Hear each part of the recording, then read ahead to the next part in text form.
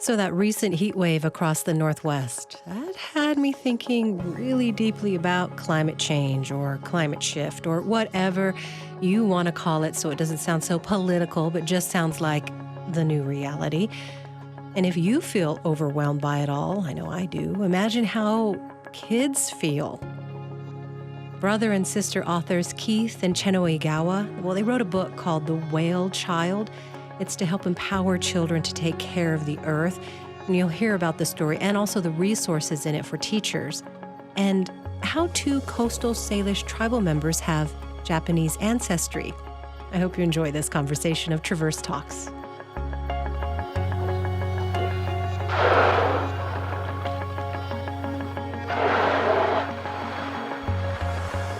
Let's talk about The Whale Child.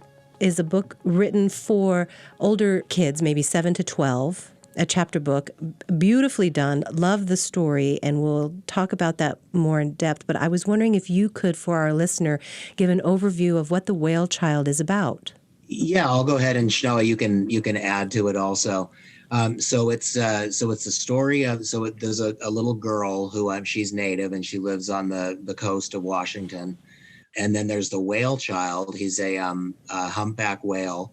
And so he and his mother are, doing all the migratory routes that whales do.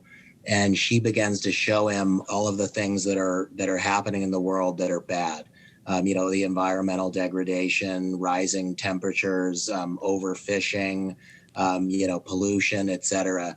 And so the spirit of the water chooses the whale child to become a human boy for a short period so that he can come to dry land and meet this little girl, Alex, and basically take her around her homeland, a place that she's very familiar with, but show her all these different bad things that are happening, things to the wildlife, things to the land itself, the air, the water. So he basically...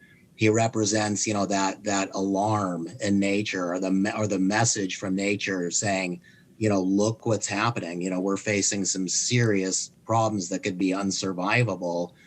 People need to learn about these things and then start making the appropriate changes. So anything to add? Yeah. So in the beginning too, it's acknowledging the living spirit of the water. And the water is almost one of the characters as well, knowing that the water is the one that gives us life, and the water witnesses our life and knows what we go through and what our life is like, and sees the whale child and knows that this is a perfect child to be able to carry this responsibility, that this is his purpose, and that he also has family on land, that it's not just his whale family, but that everything is interconnected, and he has a family on the land. And so through the grace and the magic and that spirit of the water, he's transformed into a human boy to carry out this task of reaching his human sister on the land and letting her know from his perspective as a whale what's going on in the oceans and in the world. And she combines that with her traditional Coast Salish teachings and picks up that responsibility to be one of the children who's going to be speaking up for the earth and teach the other children how to be caretakers of the earth again, to remember again that this is what we need to do. Right there, there's a point in the book where Shiny, the whale child, tells Alex, his sister, the girl, that we're in a dream state, that you know these things, to take care of the earth and the water and the land, but we keep forgetting and remembering and forgetting. And that really resonated with me as a human condition, that we keep learning our lessons and forgetting them. So I was wondering, in your opinion, why do you think that is? We know we need to take care of our planet, but we forget. I think it's part of the conditioning by the powers that be in the world, because I feel that if we all remembered the power of what we are and how we are, and that we're a part of this earth, that people wouldn't be able to control us, that there's income to be made, that money is a big motivator, because money makes us want to buy things that we don't really need, but we're being trained to think we need these things. And they're taking us further and further from our connection to the earth as we rely and depend upon all of our machines. And we are not machines. We are not we're not machines. We're nature. We're Earth, and so I feel like a lot of it is intentional to control people, manipulate, and to make money. Yeah. Right. Yeah, because when you think about people, we're basically hunter gatherers. I mean, that all cultures, if you go back far enough, at some point, every race, their origin, their people were hunter gatherers.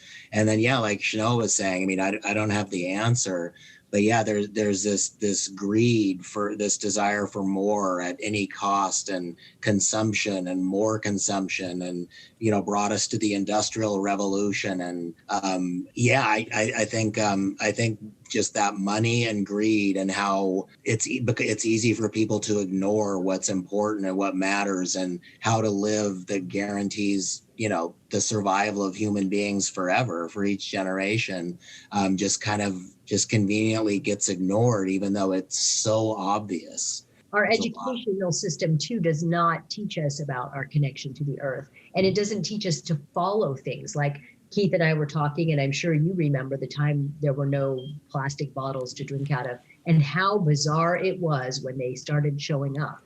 And we're like, what? Buy water, drink out of a plastic bottle? That is so strange. But our children don't even know that there was a time when you didn't do that. Or in the story, we talk about the time when our family would drink from the rivers, and which rivers can you drink from now without getting really sick? And so it's something about that oral tradition that we have as Native people. It's like, remember your story, remember your history, because in there, all the lessons about life and what we've gone through are there. And we don't want you to repeat these mistakes. So you need to know what it is to be a good person, responsible person, a respectful person, and how to take care of these things so that they're here for the future. And I think our education today does not do that. It's more about, how do you become a corporate leader? How do you get a job? Yeah, how do you get a job? How do you get a job and make your money so you can get your iPhone? Right. Exactly. Yeah. Yep. There's another section in the book where the whale child, Alex, the girl, is questioning the whale child. How do I do this? How do I tell people this story? How do I take care of the planet? And I mean, personally, I was like, that's a huge load. But he says, it is the children who are going to save this planet. So you have to share the story. And part of that is, he says, it's one small step in the right direction. And I'm wondering what you think specifically children can do that's a good step in the right direction. One piece of that is the education, is the learning about the reality. It's hard. It's frightening for kids that young, but it's really important that they learn the reality of where we are globally right now in terms of the environment, and all the things we're talking about, pollution, climate change, overconsumption, chopping down all the forests to raise cattle, et cetera. So part of it is learning about it. And then in that process, right, they need to be given because they're kids, and they need to be given some easy options, those first steps. And I think it's simple things to begin with, like what Chenoa was talking about with the plastic water bottles, is being aware of just how they use water every day. How long we leave the faucet running, washing cars, watering lawns, and just being aware of, oh yeah, that really is a huge waste of water, especially when you consider billions of people. And just learning little things, conservation type things they can do themselves. And then, of course, as they grow older, the ideal is that they keep learning more and more, and do begin tackling, the more difficult things, like the big problem solving and solutions. But Chenoa, what do you think? I think like looking at what we have in our home, what comes into our home, what is it made of, where did it come from, and where is it going when it leaves? And so you could take a product, like a cleaning product. Is it toxic? Would you drink it? Would you, can you put it on your skin? It's going in the water. It's going in the earth. We're made of the water. We're made of the earth. So start looking at cleaning up those things. Start paying attention. You don't need a plastic water bottle. you can use the same thing over and over and just clean it. And the plastic, where does it go? Where does the plastic bottle go? You got it at the store. That's convenient. You take it home, you drink it in 5 minutes, you're throwing that thing in the garbage, and you didn't use it for anything else. Nothing else. It's just garbage. And then you multiply that by the billions of people and why there's more plastic in the ocean now than animals and creatures. Yeah. I think also planting a garden at home and understanding how life grows and how to tend life, and looking at the products that we like to eat, the food, has it been touched by man? And if so, how much? Is it packaged? What's it packaged in? Is it mixed with preservatives? Does it have palm oil that's taking all the home of the chimpanzees? Clear-cutting entire rainforest so that we can have palm oil. And so we really need to not just be blind consumers. We've got to look at where things are coming from and how we're using them, how they're impacting us, and where is it going when we conveniently place our garbage can at the edge of the house. Chenoa, you say a couple of things. The word convenient. Mm-hmm. That is just so much a part of our, big Western culture, is convenient and comfort. Mm-hmm. And when I think of those words, it is always about single use. Buy it, throw it away. So it's almost as if it's ingrained in the way we live today. And I don't think Americans are willing to be uncomfortable or inconvenienced. Mm-hmm. Exactly. That I think about exactly that is when you look at the pushback. Okay, like here's an example. Okay, so like think of mask wearing. I still am blown away by the fact that it became politicized. People, not so much in America, but you see folks from other countries, when they would go to the doctor's office, they would be wearing a mask, by their own decision, because we know it's obvious fact. If you're sick, a mask keeps you from getting other people sick or keeps you from getting sick. That's just always been a known thing. And so when you look at the pushback over the mask issue, imagine tackling something like the beef industry, which is just a colossal offender on every level. And we don't need pounds of beef every month. You know what I mean?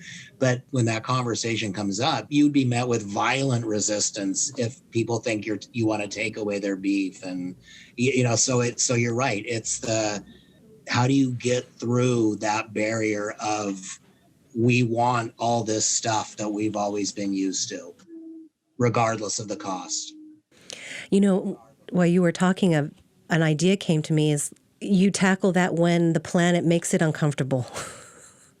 Because the planet isn't going to make it comfortable for you to have a steak every day because there won't be enough water to feed that animal. Yeah.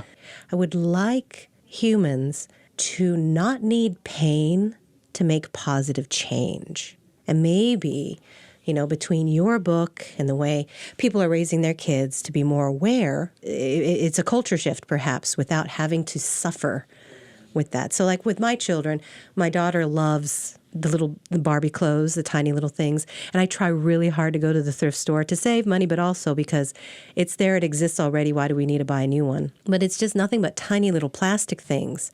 And so we discuss all the time, you do not need any more of this. You have plenty of Barbie shoes, and it hurts the environment. Some creature is going to eat it. It's going to get buried. It's going to last forever. And what was the point? So you could be entertained mm-hmm. for a couple of weeks. Mm-hmm. And so we're working through it. And boy, is it a hard brain synapse to rewire. It is. Right. Yeah. Right.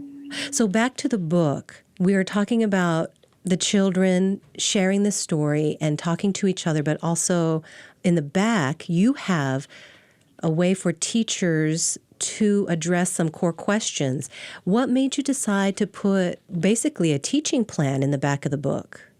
At first, we talked with the publishers, and they had that idea. They thought this would be a really wonderful idea to use this as a guide for teaching kids about these topics. And so we started through their recommendation, and then they actually hired another gal to go through and align it with the curriculum so that it was something that teachers could just immediately put to use and not have to figure out how to design a whole program. Yeah. I mean, teachers have been so busy this past year. Yes. This is excellent because that you just open up the back end right away by grade level. There's core questions, there's ideas for essays, there's actually physical ideas of things kids can do hands-on. Right. And I really appreciated that. And that was one of the reasons why when this book was introduced to me, I found it so fascinating. Because it's one thing to write a good story, but it's another to really get it into and talk about the education and the words behind it. So that's awesome. Yeah, and also, like I mentioned before, but because it is such a heavy topic for kids, that so when we were working on this, we were asking ourselves the question, okay, so when a kid gets through this story, one of our primary hopes for it is that it's just opening a door for them, and they're going to continue to learn more and research and, watch documentaries, talk about the subjects.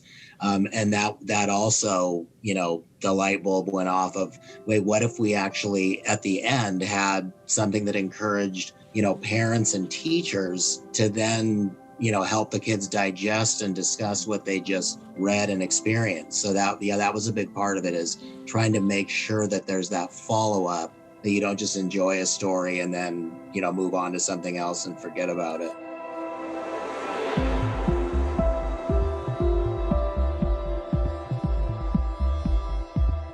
At nwpb.org, you can find news, music, art, and culture.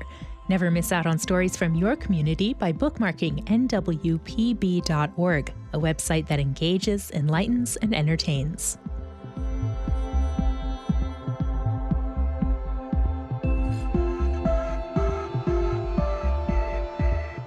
Keith and Chenoa, your last name, it's not Lummi or Indigenous, it's actually Japanese. Can you tell me how you got your last name? Yeah, so our paternal grandfather was Japanese and Hawaiian from Lahaina, and his wife, our grandmother, was pretty much full-blooded Native, Lummi and Sklallam. Your grandfather is Japanese. Japanese and Hawaiian, yeah. And your grandmother, Indigenous. She was pretty much full. I think there was a little bit of English in there, but pretty much close to full-blood Native American. Did you two have ties with both of your heritages? No, so our grandfather, he was in Lahaina as a kid when Lahaina was literally one general store, and a ship would come in periodically bringing supplies. So it was literally just huts and this general store. And his mother, I think there was a sibling group of, Chenoa, was it like 10 kids? And she gave him away to an uncle who lived down the beach. And it was a terrible, abusive situation. So he stowed away on a sugarcane boat to San Francisco when he was somewhere around 10 or 11 with a couple other local boys. And basically lived on his own. He found like an uncle in San Francisco, and he lived in the back of his restaurant. So he was alone from then on. And so he had zero contact with his family. And so we never met any of them. Wow. Yeah.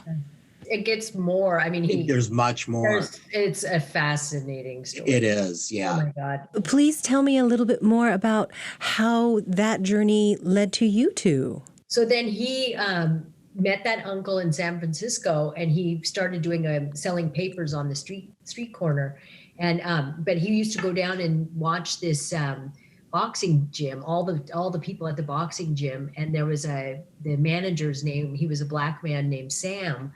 And Sam would see my grandpa come and watch all the fighters training. And one day he asked him if he wanted to learn how to box. And so my grandpa had wanted to, and he came in and Sam trained him. And then he became a professional lightweight boxer. And he traveled up the coast doing fights. And at one point they wanted him to throw a fight. And he was just really, did not want to do that, but he had no choice. And so he threw that fight, and then he just walked away. But go ahead. He made it up to Seattle. Yeah. So it was actually organized crime, where it was an up and coming kid. So they made him throw the fight. And so he did. And he carried that with him. I remember him talking about it as when he was in his late 80s, and you could tell he still felt horrible about himself. That's when he quit boxing and just carried that self-imposed stigma. He referred to himself as a bum for throwing that fight, but he was pressured basically by the mafia. And then he met grandma at the dime store in Seattle. She was working, our native grandma was working at a dime store. And I thought it was a candy store. Or a candy store, yeah. So they met and then they fell in love.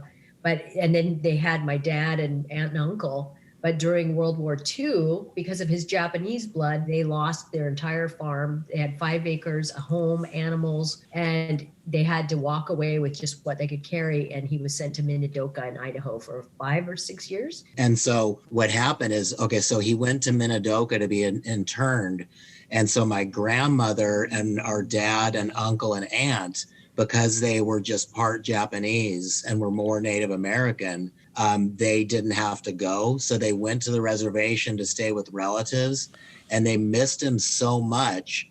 They went to whatever government agency it would be and volunteered to be interned with him. And they were.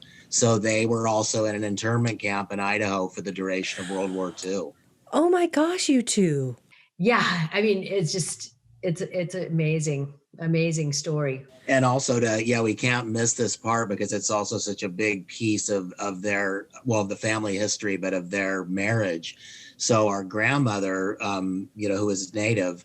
So I'm not sure how familiar you are with it, but one of the big, government implemented policies, efforts to disintegrate Native culture, fought when the Indian Wars and all that part of it were over, was to forcibly put Native kids into boarding schools where they wouldn't see their families, and they would make sure, they were forbidden from speaking their language, so they would lose that connection, and the languages would, with the intention that the languages would die out.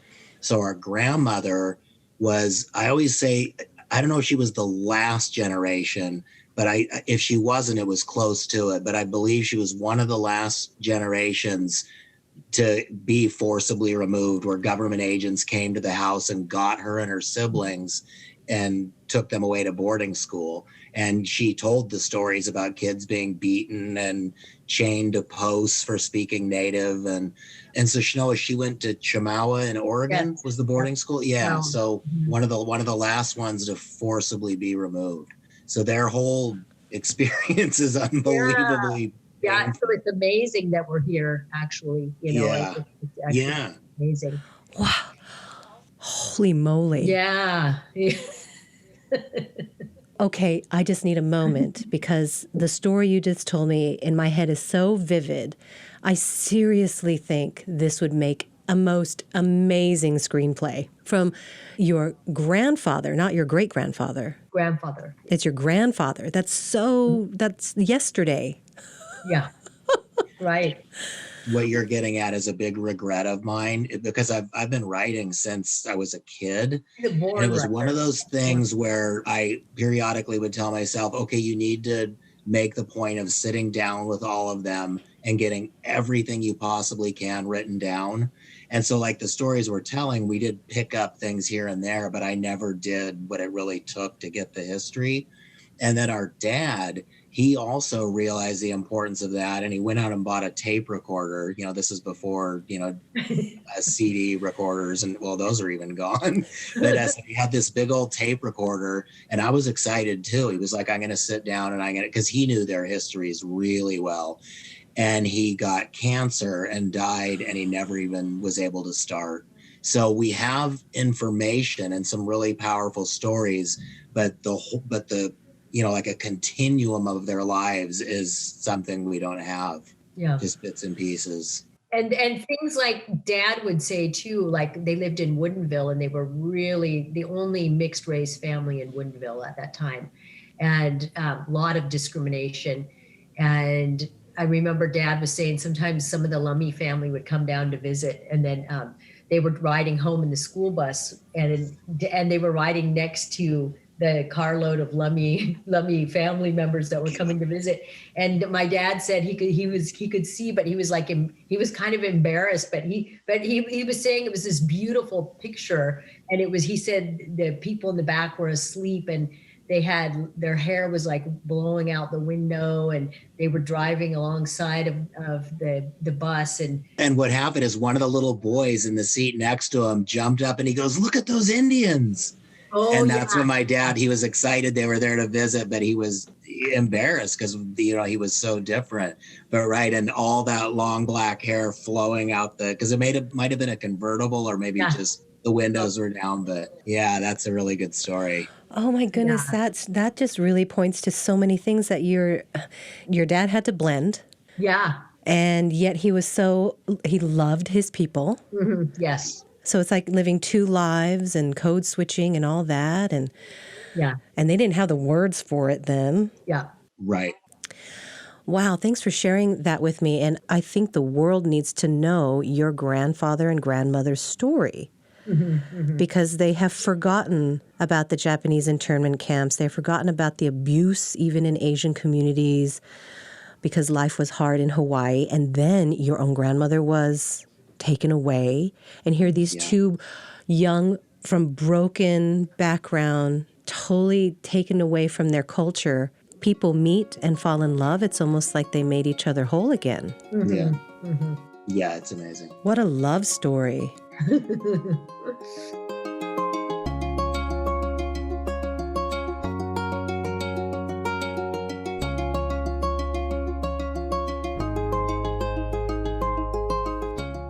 This podcast is brought to you by NWPB donors. A gift of $5 a month supports the production of this program, and it makes you eligible for NWPB Passport.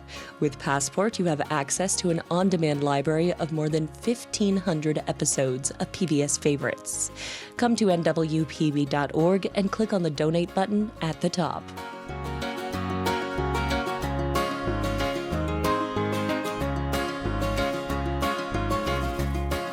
Would you consider yourself part of the Lummi tribe or Coast Salish? Yeah, we're part of the Lummi tribe. And then we're also, and we say Lummi Nation. Lummi Nation. And we always acknowledge the Sklallam side too, because that's where great grandma and grandpa were born. So they're Jamestown Sklallam. And then they had to move to Lummi because that was at the time when the reservations were being established. And they had an auntie who lived up in the woods by herself on Lummi. And she contacted the family and she asked them, "Please, will you come and live with me? I'm really lonely back here in the woods." And so the family moved by canoe and they went and they built a little house in the woods with the auntie so that they could all be together. So we ended up being enrolled Lummi when the whole enrollment thing started. Then we became Lummi tribal members. But great grandma would tell us, we're Lummi, we're Sklallam, we're Flathead, we're Klamath. She told us that we had these other tribe bloodlines in us as well. But that's how the government system, doesn't recognize the whole thing. Yes, because the government system doesn't like things to be complicated. Pick one. Yeah.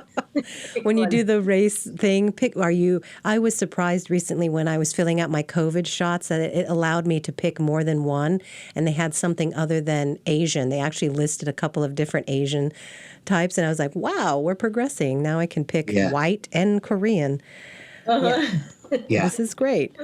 In this time and age of identity, did you always feel like you knew who you were, or did you go through an identity crisis?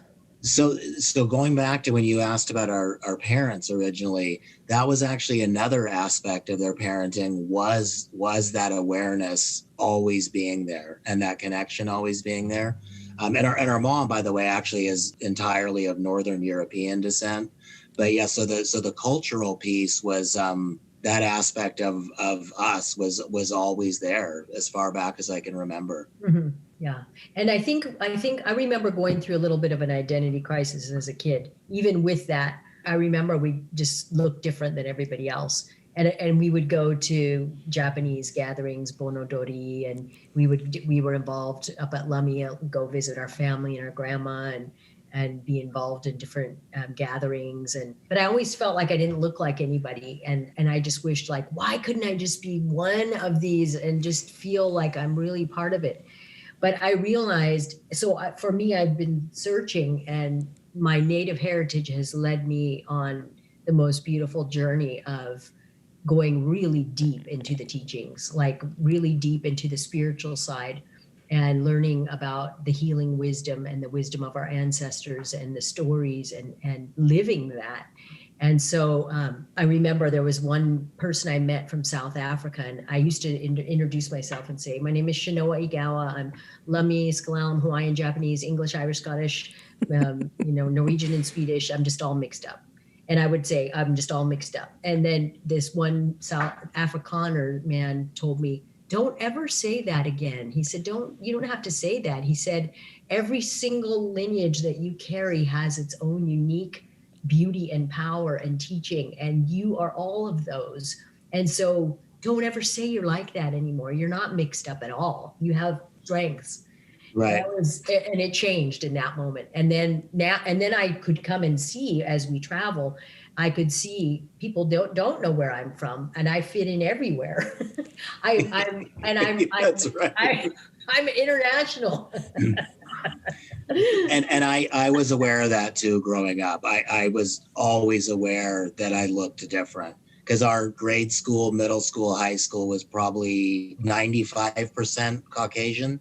Yeah. So yeah, I was aware of it subliminally, at least, all the time. Mm-hmm.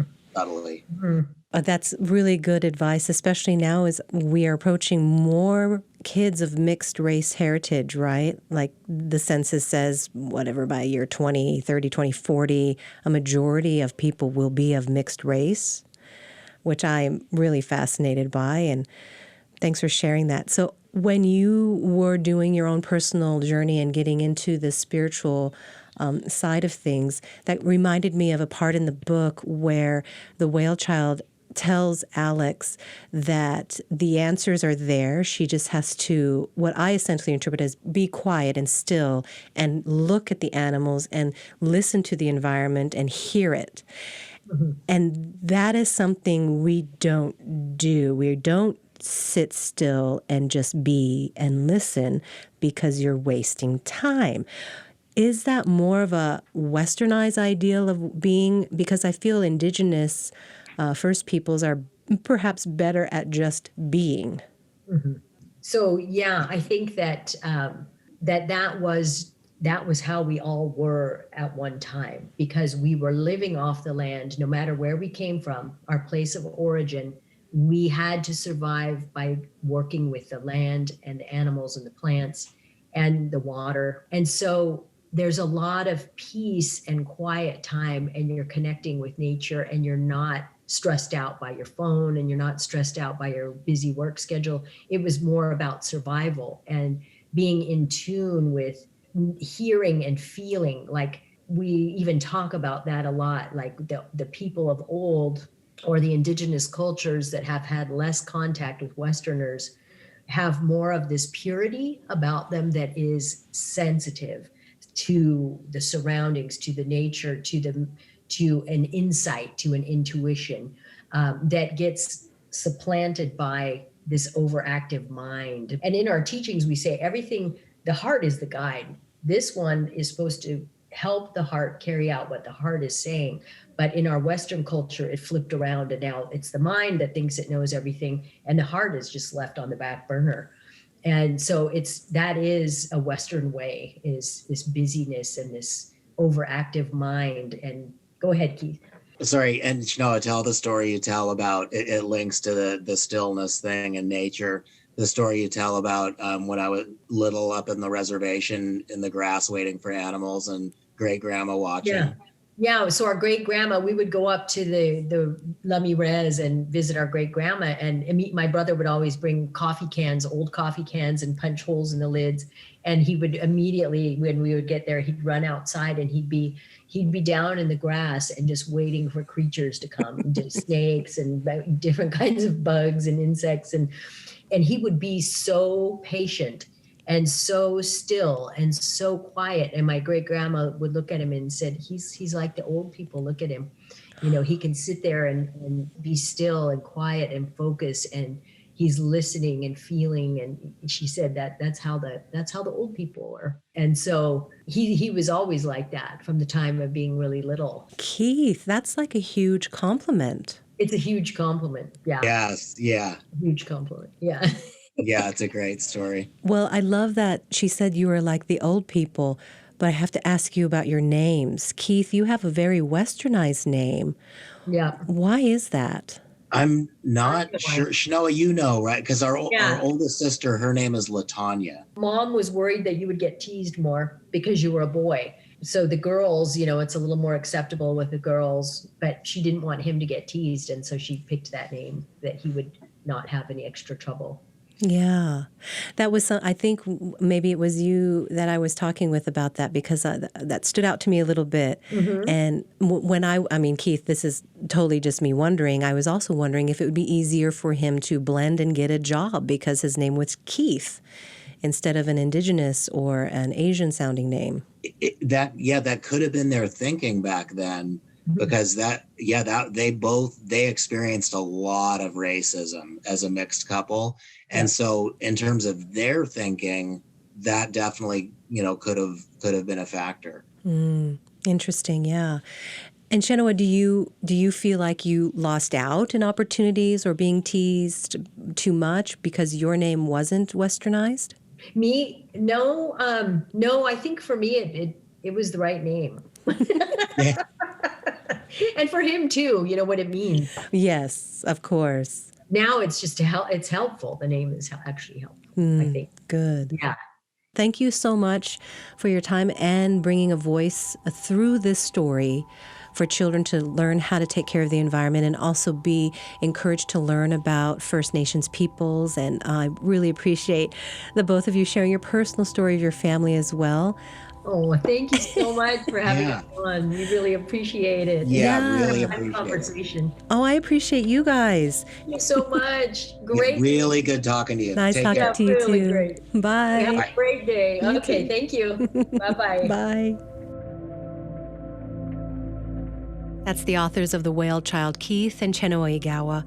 You can get this Northwest book at independent booksellers near you. And for more on The Whale Child, there are many videos and resources if you Google the book. And thanks for listening to Traverse Talks. I'm Sueann Ramella.